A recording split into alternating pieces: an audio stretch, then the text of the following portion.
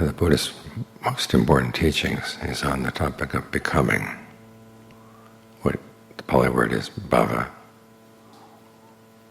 It's a process that happens in the mind. Like everything else, it's rooted in desire. And then around that desire, you develop a sense of the world in which that desired object is going to be found. And then you take on a role in that world. That act of taking on the role, that's called birth. It happens all the time in the mind. Anytime you think of something you want, you think about where it is and what you have to do in order to get it. And in that particular becoming around that particular desire, anything that's relevant to the desire is part of that world. Anything that's not gets put aside. This is a process we go through day after day after day, many times in the course of a day. It's the mind's instinctive reaction. You want something? Well, where is it? And what do I have to do to get it? And then you go into it. And as long as you're interested in it, you'll be part of that world. Then you decide maybe you don't want it anymore. Or you find that you're stuck in a bad world and you want to destroy it. Then you move to something else. Now, one of the Buddha's main insights was that this process that happens in the mind is also the process that leads to rebirth on the large scale. You can't stay in this body any longer, and something will appear to you. Many times, many things will appear to you, and you focus on one. And then the world in which that thing is located appears, and then you go in, and going in, that's how you're reborn. You can imagine when someone's dying, they may not be especially careful about where they're going to go. And all kinds of different emotions can come up at that time, and under the weight of some pretty bad emotions, you can make some very bad choices. Some people start remembering things they did in this lifetime that they're not happy about, or they realize that they did horrible things. And the fear that they might get punished for that actually opens the way to the punishment. And so people end up choosing things that they really don't want, but they feel they have to go there.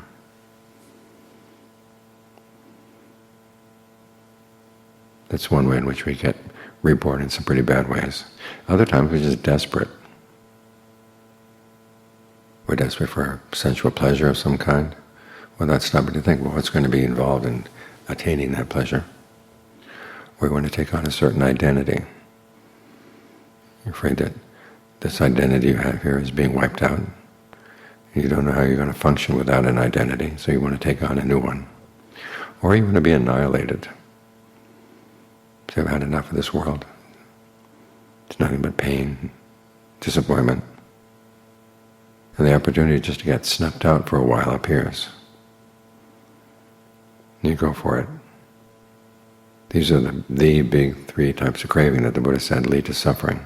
Now they lead to suffering not only at the moment of death, but in daily life. So you want to get some control over this process. You have to meditate. Look what you're doing as you're focusing on the breath. You want to settle down. That's the desire or in which this becoming is going to form. And here you've got your sense of the body as you feel it from within. That's the world you're going to be focusing on. And then you're the meditator in that world. There you are, state of becoming. But it's a good one, because you get to observe it. It's good in the sense that it's transparent, because you're settling down, making the mind quieter than it usually is. So you're going to see things you didn't see before. It's also good in the sense that it's totally harmless. Be confident that you're doing something good here. You're putting aside thoughts of sensuality. You're inhabiting the body from within, what the Buddha calls form. You're trying to do it in a way that's comfortable. So with the breath, you're talking to yourself about the breath. You're focused on perceptions that lead to a sense of ease inside. The perceptions about how the breath comes in, goes out, where you are in relationship to it. So you can see these processes as they're happening. The more quiet you are, the more you're going to see.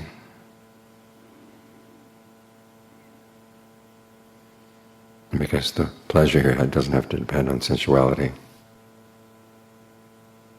You're not making yourself a slave to sensual pleasures. Some people say we're not supposed to have a physical sense of well-being and concentration, because concentration is supposed to be divorced from sensuality. Well, the pleasure of form is very different from the pleasure of sensuality. Sensuality, of course, is your fascination with thoughts about sensual pleasures. The pleasure of form is something else, how you feel the body from within. And that doesn't have all the drawbacks of sensuality. So you're lifting the level of your mind as you make it quieter. And then, of course, there are going to be other potential becomings beginning to appear. Say the breath is not comfortable, you can't figure it out. And the mind says, I want to go someplace else. There you go. There's a desire, and then there's a sense of that where that someplace else is, and you go into it. It's like a little thought bubble, and then you float away. And then the bubble bursts, and you're back down here. Well, you don't like being back here, so you float away again. But you want to watch that process and not get into the bubble. That's why we have this larger and more stable, more clear, and nobler sense of becoming with a concentration. Because it gives you a good place to stay anchored. So you can watch these other things coming and beginning to form. And you're not so tempted to go into them because you've got something better here. So you have to work on making this a good place. That's why we talk about how you settle into the body in the present moment, and there are pains here and there are pains there. Don't focus on the pains. Focus on the parts of the body that you can make comfortable. Because you want a place where you can feel good staying. Not be tempted to just float out after any thought that comes through.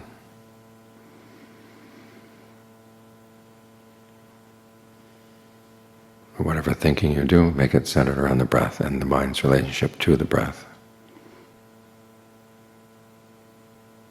And as you get more and more stable like this, then you can really clearly see these processes as they would float away and want to go someplace else. But you can pop the bubble. In other words, you see the process before they become a real becoming. That's what dependent arising is all about. It tells you all the steps that the mind goes through. And John Cha made the comment one time that these steps happen very fast. It's like falling out of a tree. You may go through past several branches on the way down to the ground, but because you're going so fast, it tends to be a blur. But as you get the mind more still, things begin to slow down. This is a point that John Lee makes. Either it's because you get quicker or things get slower. But whatever the case, you begin to see these steps more clearly. And you can decide, I don't want to go there. And you do this because you're getting the mind settled through mindfulness, alertness, and being ardent in doing this well. Now these are precisely the skills you're going to need at the moment of death. You have a sense of well-being that you create in the mind. And you don't feel so pushed out by the body.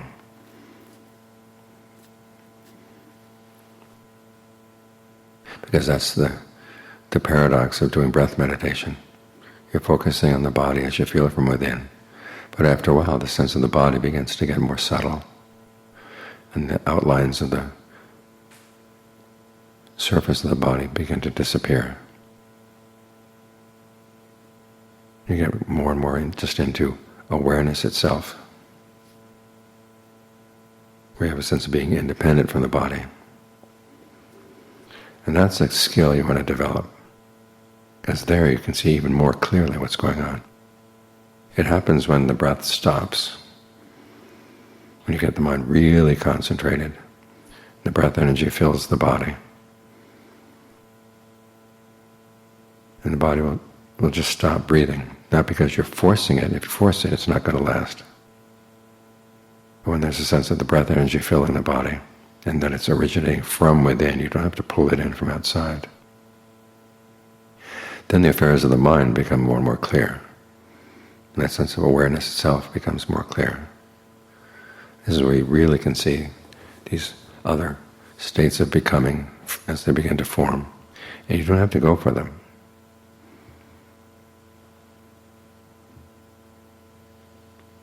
Or you see that some of those thought worlds are actually worth entering into because there's something that has to be thought through. Then you go in, but you go in knowing what you're doing. This is precisely the set of skills you're going to need at the moment of death, because different thought worlds will appear. And they could potentially be places to actually be reborn. And depending on the state of your mind, you can go, as I said, you can go to some pretty bad places. But if your state of the mind is good, and you have this strong sense of the mind awareness being separate from the body, you don't feel so much pushed out by the body. You don't feel so threatened by being pushed out. And you're less likely to want to latch on to anything that would pull you down, because you know you've got something better here. So as you develop our mindfulness and alertness and ardency, and trying to get the mind to settle down, to create a sense of solid stillness, we're actually developing the skills that we need as we go from one life to the next, so we make good choices. Our problem, as the Buddha said, is we don't understand the consequences of our actions. That's because the principle that explains how one action can lead to different results is pretty complex. Some of the things we're experiencing right now come from our present actions. Some of them come from actions we may remember. Some of them come from actions we don't remember at all. And it's really hard to sort that out, which is why people make a lot of mistakes in choosing what they want to do, where they want to go. But again, as you get the mind more firmly established here, you can begin to see these processes as they happen. And you can see where you can put a stop to them. At the very least, you can choose a better state of becoming. Ideally, you want to get to the point where the mind doesn't go for becoming at all. But failing that, you want to be quiet enough and alert enough so you can genuinely see when you make a choice of where to go, it's going to be a good choice. So you want to keep this in mind. That's the function of mindfulness. And you want to be alert to what you're doing. And you want to be ardent in doing it well. These are the skills you're going to need. And these are the skills you're working on right now. The Ajahns like to talk about this. They said, meditation is preparing yourself to die well. There's a skill there. A lot of people, when death comes, they're just going to surrender. Or else they go down kicking, but without really realizing what they're doing. You want to learn how to watch what you're doing right here, right now, and have a strong sense of what kind of choices are good, what kind of choices are bad, which voices in the mind you can trust, which ones you can't trust. All of these are good skills to have. So we've got the rest of the hour.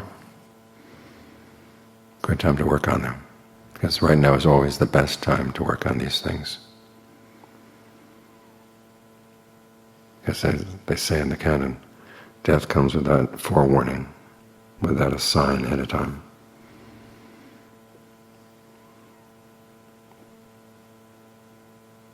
Some people are sick for a long time and just won't die. Other people perfectly well, seem to be perfectly well, oh, there they go. So we don't know how much time we have left, but we do have this time right now, this breath coming in, this breath going out. So make the most of it.